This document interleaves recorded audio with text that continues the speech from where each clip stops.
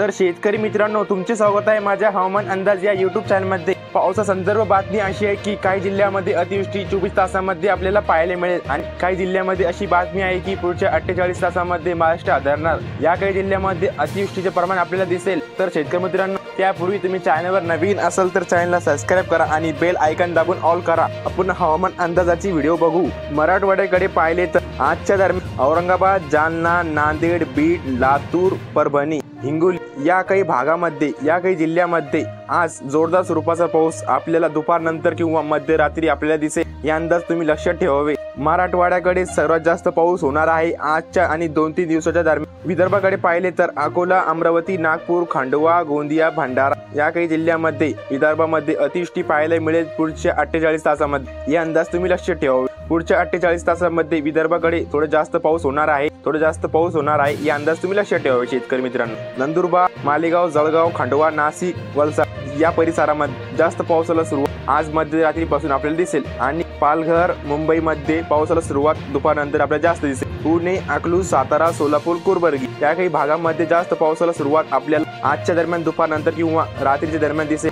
आणि आजच्या हवामान अंदाज रत्नागिरी, राजापूर, सावंतवाडी हवामान अंदाजामध्ये हे कोकणपट्टीकडे जिल्ह्यामध्ये आज मध्यरात्री जोरदार स्वरूपाचा पाऊस होऊ शकतो किंवा आज दुपारनंतर पण थोडा जास्त पाऊस होऊ शकतो। हे अंदाज तुम्ही लक्षात ठेवा शेतकरी मित्रांनो। राज्यामध्ये या हप्त्यामध्ये किंवा 2-3 दिवसांमध्ये पुढल्या खूप पाऊस पडणार आहे। या अंदाज तुम्ही लक्षात ठेवा। 30 तारखेच्या दरम्यान जास्त पावसाला सुरुवात होऊ शकते आपल्या राज्यामध्ये। कोल्हापूर, सांगली, सातारा या काही भागामध्ये जास्त पावसाला सुरुवात होऊ शकते। राजापूर, सावंतवाडी पुढच्या 2-3 दिवसांमध्ये जास्त पावसाला सुरुवात होऊ शकते। आजपासून पण जास्त पावसाला सुरुवात होऊ शकते। चला शेतकरी मित्रांनो, भेटूया पुढच्या व्हिडिओच्या माध्यमातून।